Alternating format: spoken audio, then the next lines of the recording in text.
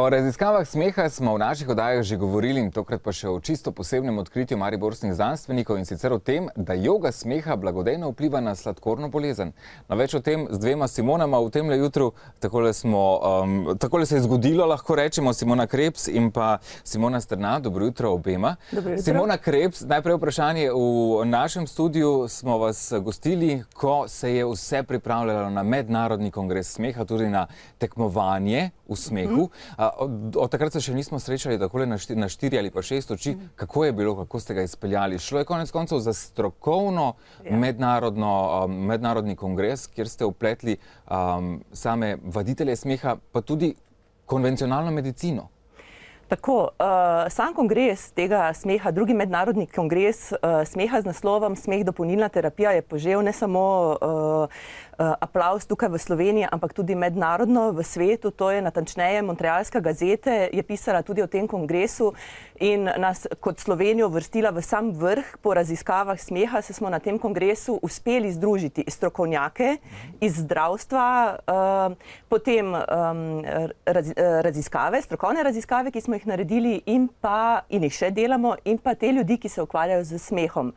Na samem kongresu je bilo udeleženih 130 ljudi, od tega je bilo 25 zdravnikov, 30 medicinskih sester, delovnih terapevtov, psihologov, potem iz vrst vzgojiteljic tudi, in pa, kar je še najbolj pomembno, smo kot Mednarodni inštitut za smeh uspeli povezati ta kongres z strokovnimi zbornicami. To je bila Zdravniška zbornica Slovenije, Zbornica zdravstvene nege Slovenije in pa Zbornica delovnih terapevtov, ki so tudi ovrednotili ta mednarodni kongres in zanj podelili licenčne točke k strokovnemu izobraževanju. Da se še enkrat spomnimo, kaj se med smehom dogaja v našem telesu?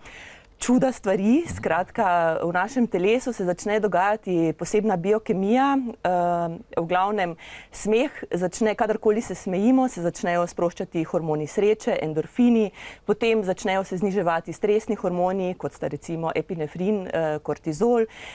Kot bomo slišali v nadaljevanju, smeh lahko vpliva tudi na krvni pritisk, na krvni sladkor. Skratka, smeh je eno takšno orodje, ki ga imamo mi v sebi in ga žal premalo uporabljamo. Tudi za lepoto vpliva. Nekakšna smejalna gubica, več pa bolj napeta koža, če se prav spomnim.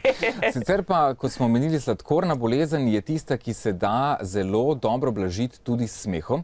Kako torej smeh vpliva na sladkorno bolezen tipa 2?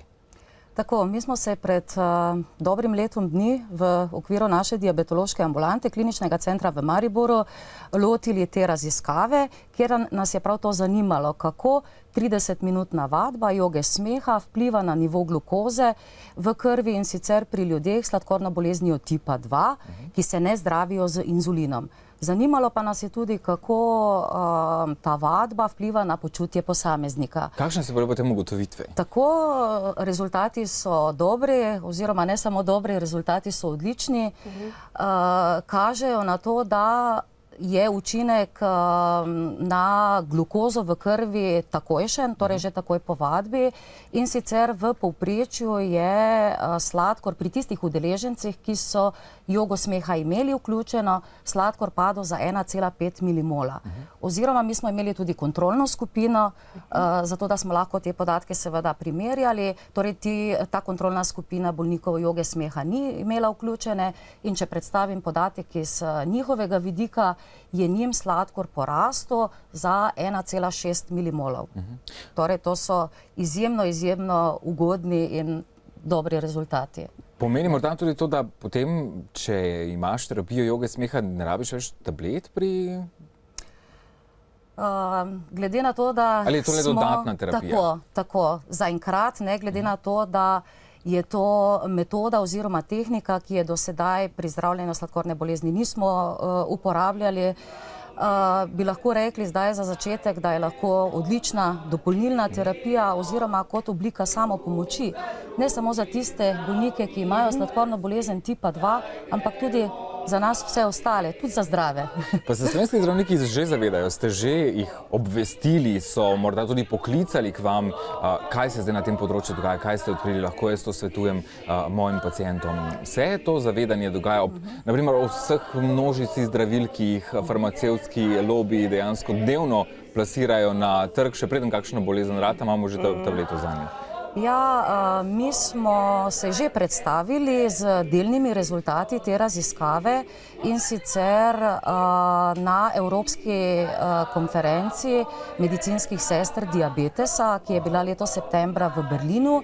Predstavili pa smo rezultate raziskave tudi na Slovenskem kongresu medicinskih sester in zdravstvenih tehnikov iz področja diabetologije in endokrinologije.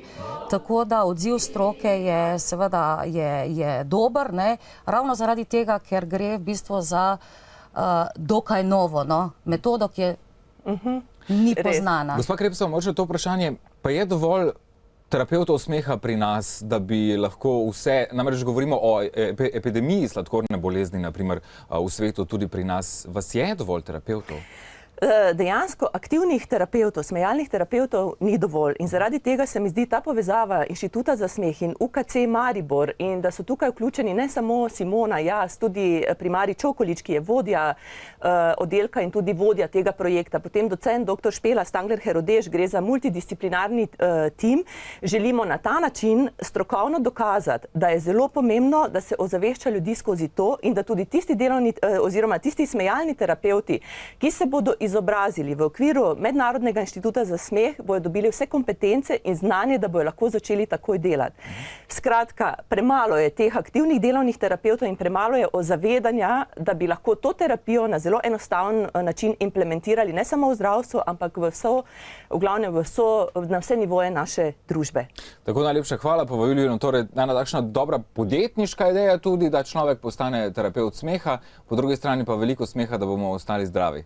Uspešno še naprej pri vašem delu.